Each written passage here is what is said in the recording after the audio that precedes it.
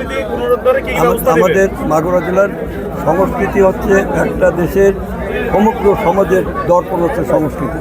সংস্কৃতি আত্মার কথা বলে, সংস্কৃতি মানুষের অন্তর্নিহিত কথা বলে। সাংস্কৃতিক মানে কূটনীতি অর্থাৎ কালচারাল ডিপ্লোমেসি, যেটা এখন সবচেয়ে গুরুত্ব দেওয়া হচ্ছে এবং পৃথিবীর অলরেডি 48টি দেশের সাথে আমাদের মানে কালচারাল ডিপ্লোমেসি সাংস্কৃতিক কূটনীতির মানে যোগসূত্র ঠিক হয়েছে। পররাষ্ট্র মন্ত্রণালয়ের সাথে আমাদের মন্ত্রণালয়ের সার্বক্ষণিক যোগাযোগ চলছে। যে কাজটা পররাষ্ট্র মন্ত্রণালয় শেষ করতে পারবো না, সেই কাজটা আমরা শুরু করব সেখান থেকে। আমাদের এখানে আরও 30টি দেশের সাথে অন্তর্ভুক্ত করে প্রায় 80টি দেশের সাথে আমাদের সাংস্কৃতিক বন্ধন হবে। সাংস্কৃতিক মান উন্নয়ন করে শিক্ষা সংস্কৃতিকে আমরা যদি উন্নত করতে পারি, তাহলে আমরা আমাদের জাতিকে, আমাদের দেশকে, আমাদের জনগণকে মাথা তুলে দাঁড়ানোর মতো শক্তি সাহস আমরা নিয়ে যেতে পারি এবং আমরা বিশ্বকে শেখাতে পারি শান্তি এবং মানে সমৃদ্ধির মাঝ দিয়ে শিক্ষা সংস্কৃতি জ্ঞানভিত্তিক শিক্ষার মাঝ দিয়ে আমরা সমাজকে উন্নত উন্নয়নের দিকে নিয়ে যেতে পারি। আমরা সেই কাজগুলো আমাদের সরকার করে।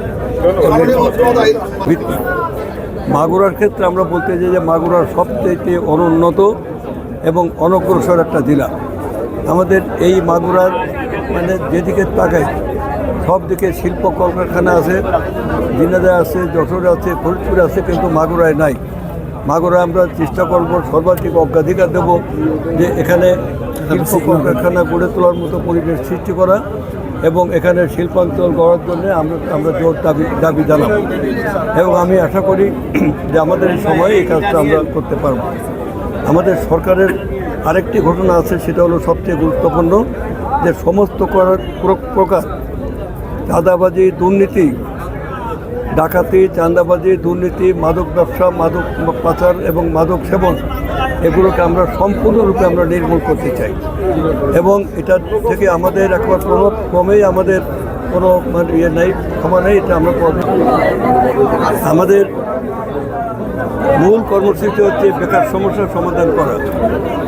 বেকার সমস্যার সমাধানের জন্যে এখানে এমন কিছু উৎপাদনমুখী কর্মকাণ্ড আমাদের করতে হবে যাতে করে বেকারদের মধ্যে একটা ব্যাপক অংশ অর্ধশিক্ষিত এবং অশিক্ষিত যে বেকাররা, তারা মানে নিজে উদ্যোগে আত্মকর্মসংস্থানের মাধ্যমে তারা সমাজে তার ক্রয় ক্ষমতা বৃদ্ধি করতে পারে।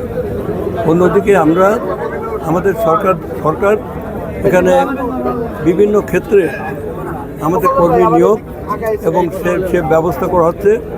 আমরা ইতিমধ্যেই সরকারের প্রতিশ্রুতি অনুযায়ী আমরা 2টো করে খাল প্রত্যেক উপজেলায় 2টা খাল খননের কর্মসূচি হাতে নিয়েছি।